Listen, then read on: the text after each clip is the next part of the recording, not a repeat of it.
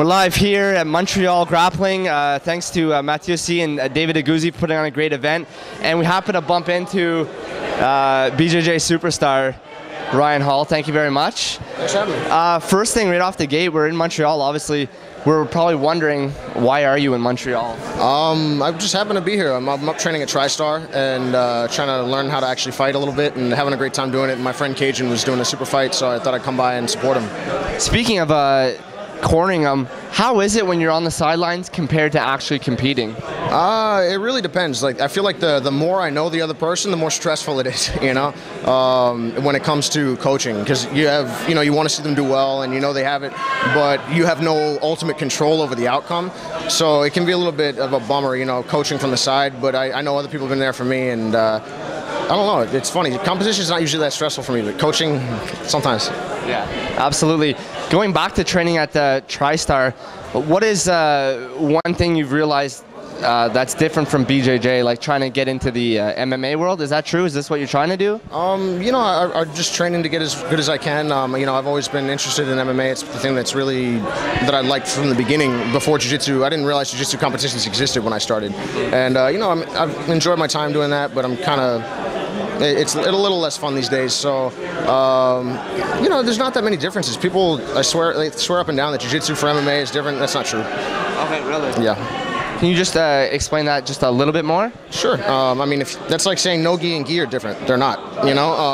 If I try to grab a sleeve that doesn't exist, of course I can't do that. But all the mechanics and all the things that make everything work are exactly the same. There's some things you have to watch out for, and the spots that you can camp out in Jiu-Jitsu are a little bit different than the spots you can camp out in fighting, and everyone's thought process is a little bit different because their goals are different. But from those positions. But I think it's just a fun challenge. I'm trying to learn as much as I can about it.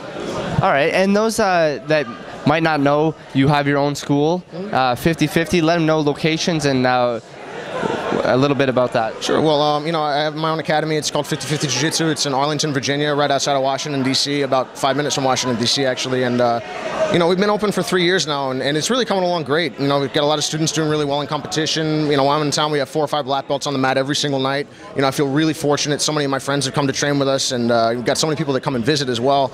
It's going really well, and that's only due to a ton of support from all the people that are, all the close friends of mine and people that work at the academy that do a hell of a lot better job running it than I do, and just feel fortunate to have the friends that we do.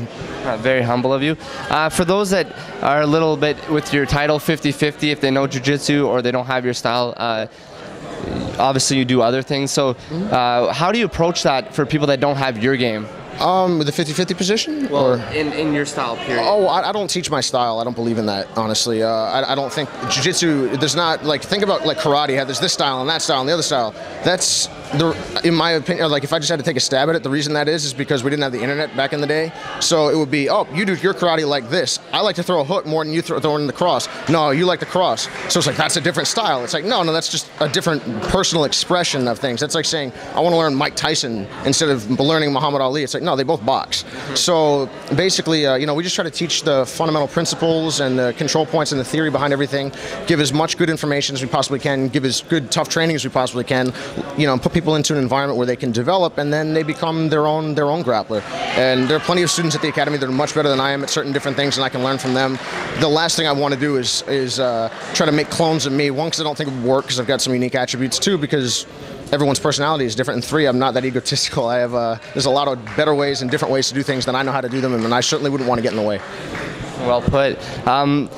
Just bringing up a random event, Metamorphosis. Oh, you're talking the Jiu-Jitsu super fight thing? Yep, heard about it. Okay, just want your picks for the Roger Gracie Buchecha fight. Oh man.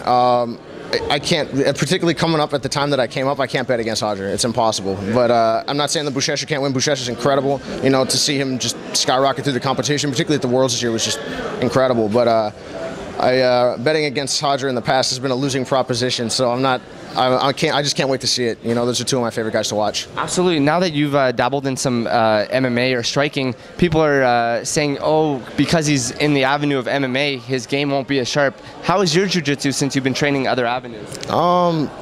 You know, I think it's fine. You know, I mean, I'm okay. I enjoy. Most of the people that make comments like that have no idea what the hell they're talking about anyway. You know, I mean, the internet is populated by blue belts and white belts, so I don't honestly care about those opinions. And you know, I mean, of course, I wouldn't suggest that I'm going to train MMA all the time, focus on boxing and wrestling, and I wouldn't believe that I would be able to do two things equally well at the same time.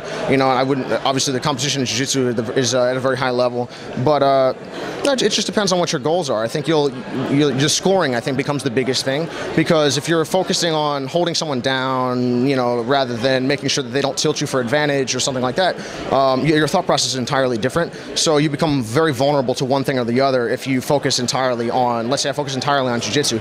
I may not, you know, I may undervalue how important it is to hold someone down, or I may be thinking, oh man, they're going to use their guard, when of course in MMA they just want to kick you off and stand up. So I just think it's a thought process thing. But I mean, from a technical perspective, I'm going to really work hard to try to make sure that, you know, I don't diminish and I continue to learn, because there's so many people, you know, even at TriStar, I go back to Marcelo Garcia's, you know, I'm really blessed to have so many different people that I can learn from.